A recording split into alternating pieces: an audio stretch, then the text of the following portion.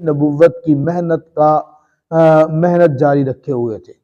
ان 13 سالوں میں مختلف قسم کے احکام اللہ رب العزت کی جانب سے اترتے رہے۔ زیادہ تر حکم جو تھا وہ اللہ رب العزت کی وحدانیت کا حکم تھا، اللہ کی توحید کا حکم تھا، اللہ کے ایک ماننے کا حکم تھا، شرک کی نفی کا حکم تھا۔ 13 سال گزرنے کے بعد جب اللہ رب العزت نے حکم دیا کہ اب مکہ چھوڑ دو اور مکہ سے مدینہ منورہ کی طرف ہجرت فرما جاؤ، آپ صلی اللہ علیہ وسلم مدینہ منورہ کی طرف آگے۔ اب احکامات کا سلسلہ ترتیب کے ساتھ اترنا شروع ہوا۔ سب سے پہلے حکم مکہ المکرمہ میں ہی آ گیا۔ آپ صلی اللہ علیہ وسلم کے پاس حکم نماز کا آیا، نماز کی فرضیت کا حکم آ گیا۔ نماز کی فرضیت کے بعد دوسرے نمبر پہ حکم زکوٰۃ کا آیا۔ نماز کے اندر صرف اور صرف بدن انسان کا لگتا ہے، زکوٰۃ کے اندر صرف اور صرف مال لگتا ہے۔ ان دونوں کے بعد جب انسان کی طبیعت عبادت والی تھوڑی سی بن گئی، تیسرے نمبر پہ حکم روزے کا آیا، روزے کی فرضیت کا۔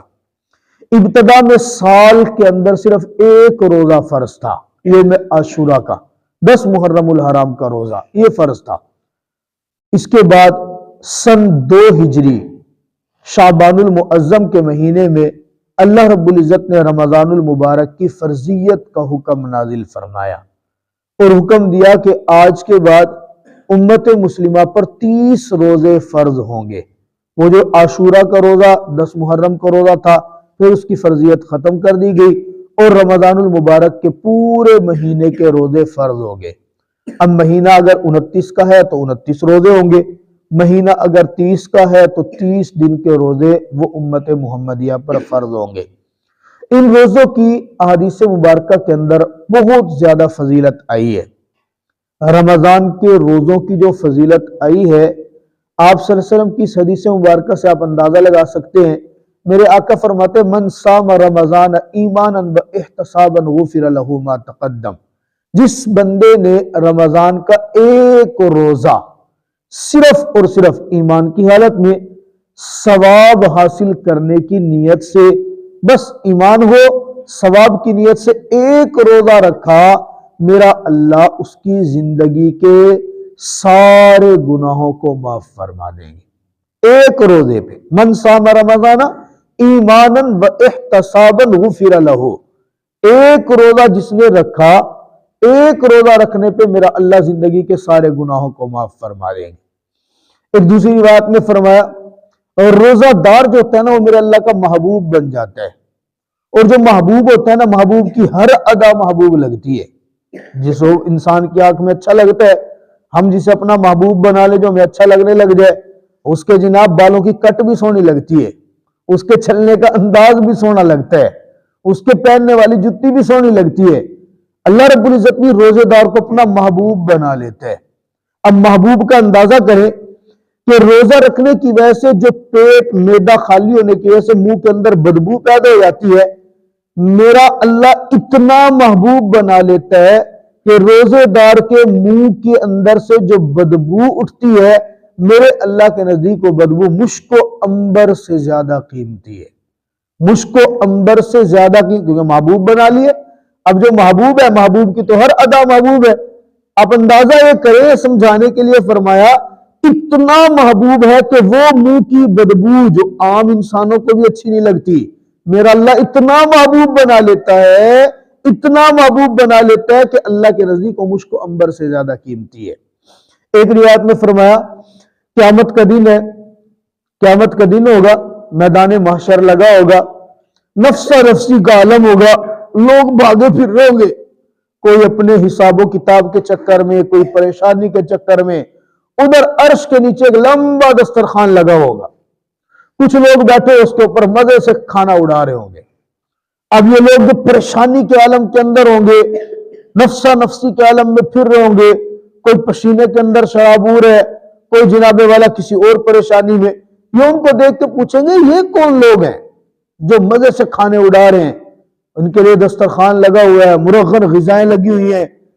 جواب آئے گا یہ وہ لوگ ہیں جنہوں نے دنیا کے اندر اللہ کی رضا کے لیے روزے رکھے تھے، انہوں نے وہاں روزے رکھے تھے اللہ آج ان روزوں کا بدلہ یہاں عرش کے نیچے عطا فرما رہے ہیں۔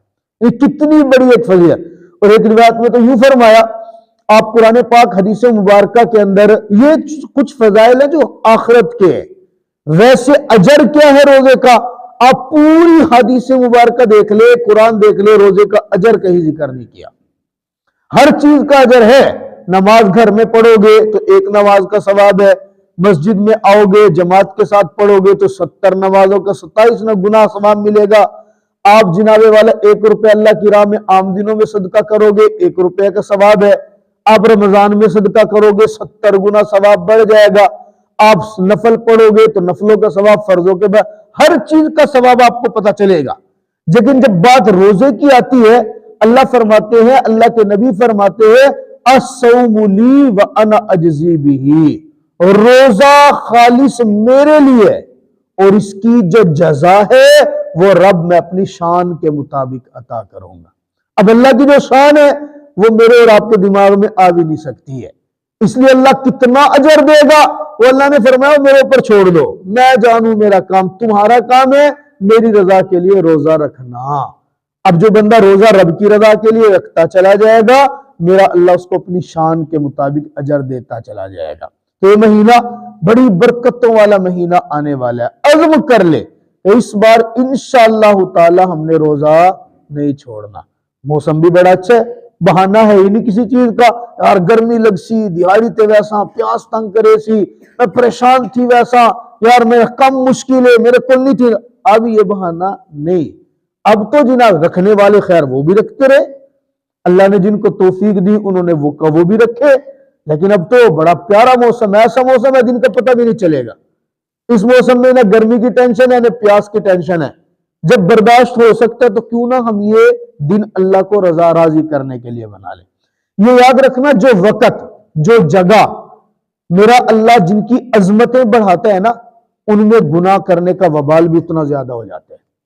آپ مثال کے طور پہ گھر میں نماز پڑھتے ہیں تو 1 نماز کا ثواب ہے، مسجد میں نماز پڑھ رہے ہیں تو 25 گنا 27 گنا زیادہ ثواب ہے۔ اب وہاں سے یہاں جگہ بدل گئی نا تو اجر بدل گیا۔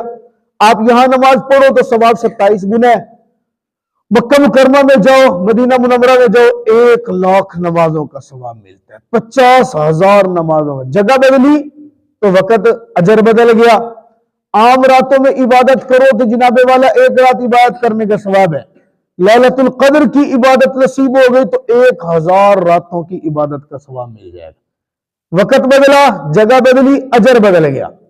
تو جس طرح اجر بدلتا ہے نا، اسی طرح ان مخصوص اوقات میں سستی کرنا، غفلت کرنا، گناہ کرنے کا وبال بھی اتنا ہی بڑھ جاتا ہے۔ اب اگر گھر میں گناہ کرو گے تو 1 گناہ کا گناہ ملے گا، گناہ کا وبال ہوگا۔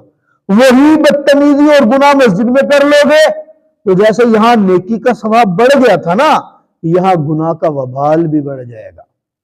یہاں نماز پڑھو گے تو اور ثواب ہے، مکہ میں مدینہ میں جا کے نماز پڑھو گے تو ثواب اور ہے، وہاں جا کے اگر گناہ کریں گے تو وبال بھی بڑھ جائے گا۔ اسی طرح رمضان میں جس طرح نیکیوں کا ثواب زیادہ ہوتا ہے نا، اسی طرح رمضان میں غفلت کرنا، سستی کرنا، رمضان کے اندر ایک ہے کہ خود روزہ نہیں رکھنا اور دوسرا روزے داروں کا اکرام بھی نہ کرنا، ان کے سامنے کھاتے پیتے رہنا، ان کے روزے داروں کے سامنے گالی گلوچ کرنا، اس کا پھر وبال اللہ کی جانب سے بہت زیادہ ہوگا۔ اللہ تعالیٰ مجھے اور آپ کو رمضان کے روزے رکھنے اور رمضان کا احترام کرنے کی توفیق عطا فرمائے۔ اللہم صلی علی محمد وعلی